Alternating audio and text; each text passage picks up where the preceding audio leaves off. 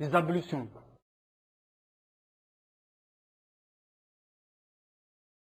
La prière, la circumambulation autour de la maison sacrée, la Kaaba, toucher le Saint-Coran, des adorations qui ne sont correctes qu'en état d'impureté. Les ablutions sont définies par l'utilisation de l'eau en lavant des membres bien précis dans un ordre défini. Allah dit dans un verset, « Ô les croyants, lorsque vous vous levez pour la salat, lavez vos visages et vos mains jusqu'aux coudes, passez les mains mouillées sur vos têtes et lavez-vous les pieds jusqu'aux chevilles. » Le prophète, paix et salutations sur lui, a dit à la femme qui était en état de menstru, « Ne tourne pas autour de la Kaaba jusqu'à ce que tu sois pur. »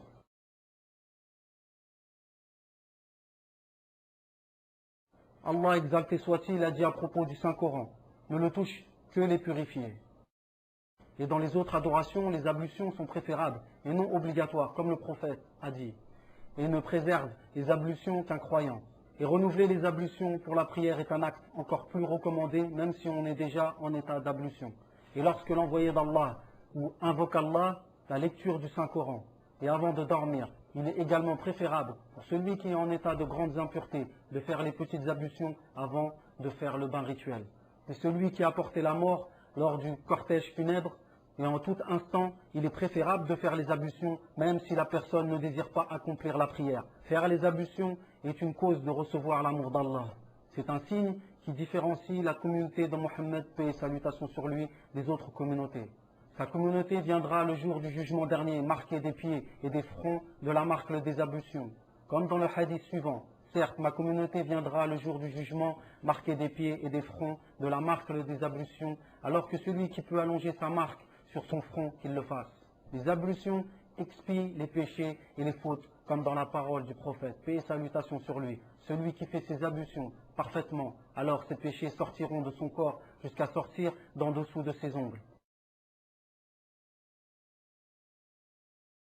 Et les ablutions sont une cause d'être élevé auprès d'Allah, comme dans le hadith suivant. Ne voudriez-vous pas que je vous montre ce qui efface les péchés et relève les échelons? Ils ont dit, oh oui, messager d'Allah. Il dit, faire les ablutions en temps dur.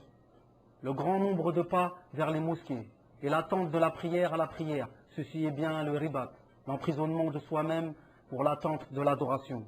Avant de commencer le rituel des ablutions, l'adorateur se doit de faire l'intention dans son cœur d'effectuer les ablutions. Ensuite, il prononce Bismillah. Il lève ses mains 3 fois et utilise le siwak, bâton d'arak. Ensuite, il pratique le madmada, qui est le fait de faire entrer l'eau pour laver l'intérieur de la bouche et de faire boucher l'eau dans la bouche et la recracher et faire cela 3 fois consécutives. Après cela, il faut faire le istinshaq et le istinsar 3 fois, qui consiste à aspirer l'eau avec le nez et le souffler fortement. Il est préférable de faire le madmada et le istinshaq d'une seule poignée d'eau. Puis vient le lavage du visage, du sommet du crâne et le début des cheveux jusqu'au menton. Et les oreilles de droite à gauche, cela 3 fois. Ceci est le deuxième pilier. Il est inclus dans cet acte de frotter sa barbe pour faire entrer l'eau. Après cela vient le tour des mains. La main droite, du bout des doigts au coude, inclus 3 fois. Puis le gauche également. Puis il essuie avec ses mains mouillées sur le haut de sa tête. Du devant de la tête où commencent les cheveux vers l'arrière. Aller et retour. Et il essuie l'intérieur des oreilles avec les index. Et l'extérieur des oreilles avec le pouce une seule fois. Puis pour terminer, le lavage du pied droit jusqu'à la cheville 3 fois. De même pour le pied gauche.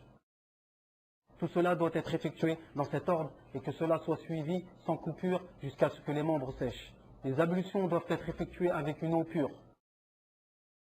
Et que l'eau touche directement la peau, qu'il n'y ait ni peinture sur la peau ou vernis sur les doigts ou ongles ou autre huile corporelle. Il est fortement recommandé de laver chaque membre 3 fois,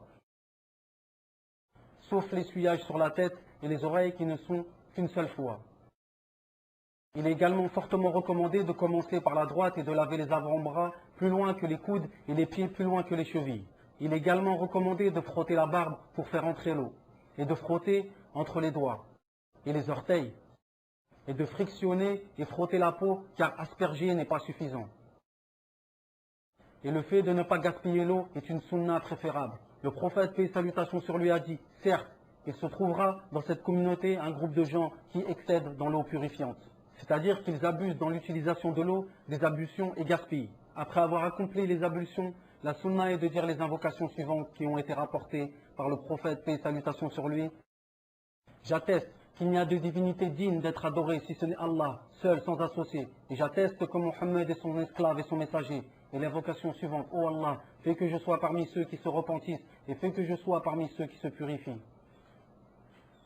Et l'invocation suivante, gloire à toi, ô Allah, et louange à toi, j'atteste qu'il n'y a aucune divinité digne d'être adorée si ce n'est toi, et je te demande pardon et je me repentis à toi. Il est également fortement recommandé d'accomplir 2 unités de prière après chaque ablution, comme dans le hadith. Celui qui fait les ablutions, comme je les ai faites, puis se dresse debout et se prosterne 2 prosternations, sans qu'il ne se parle à soi-même, alors il lui sera pardonné tout ce qu'il aura fait comme péché auparavant. Et les ablutions ont des annulatifs qui ont été cités dans les livres des savants de la jurisprudence. Le premier annulatif est la sortie de toute chose par l'un des organes génitals, comme tel l'urine ou les selles ou le gaz. Dit le prophète, paix et salutations sur lui, a dit, Allah n'acceptera point la prière de quiconque d'entre vous qui devient impur, jusqu'à ce qu'il effectue ses ablutions.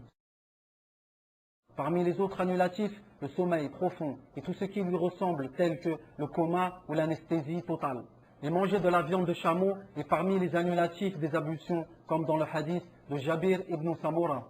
Alors qu'un homme a questionné le prophète, paix et salutations sur lui, en disant « Dois-je faire les ablutions après avoir mangé de la viande de chameau ?» Il dit oui.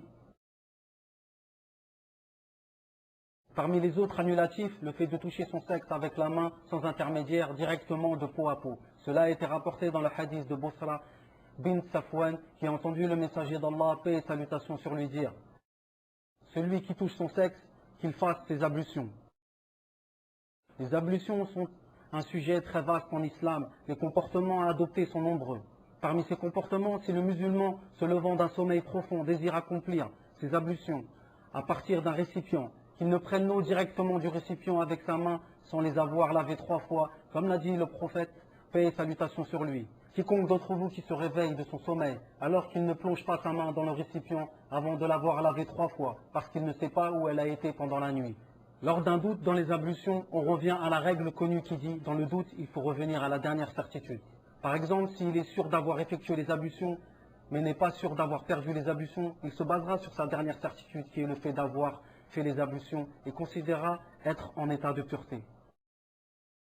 Et si le musulman effectue ses ablutions et lave ses membres une seule fois chacun, ou bien 2 fois chacun, ou bien certaines une fois et les autres 2 fois ou 3 fois, alors ses ablutions sont correctes. Mais s'il s'est privé d'une énorme récompense qui est de laver tous les membres 3 fois. D'après ce qui a été rapporté qu'un bédouin est venu au prophète, paix et salutations sur lui, le questionna à propos des ablutions. Il lui a montré les ablutions 3 fois, 3 fois. Ensuite il a dit, paix et salutations sur lui, c'est comme ça que sont les ablutions.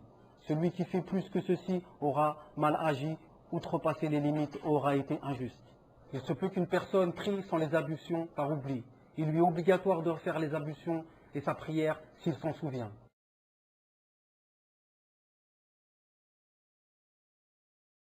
Et s'il est en état d'ablution et une impureté le touche, il nettoie alors l'impureté sans refaire les ablutions. Le musulman doit bien être vigilant à ne pas négliger ses ablutions, comme cela a été rapporté qu'un homme a fait ses ablutions en laissant un endroit de la taille d'un ongle sur son pied. Le prophète, paix et salutations sur lui, l'a vu et lui a dit, retourne et refais bien tes ablutions, et il les a refaites et a prié. Les savants de la jurisprudence ont informé que laver la nuque ne fait pas partie des ablutions. Et si une personne désire essuyer ou laver sa nuque, qu'il le fasse avant ou après les ablutions et non durant. Les savants ont mis en garde sur le fait de faire des invocations non rapportées après chaque membre ou de dire des invocations non rapportées, afin que le musulman soit réellement suiveur du prophète, paix et salutations sur lui, sans ajout ni manquement.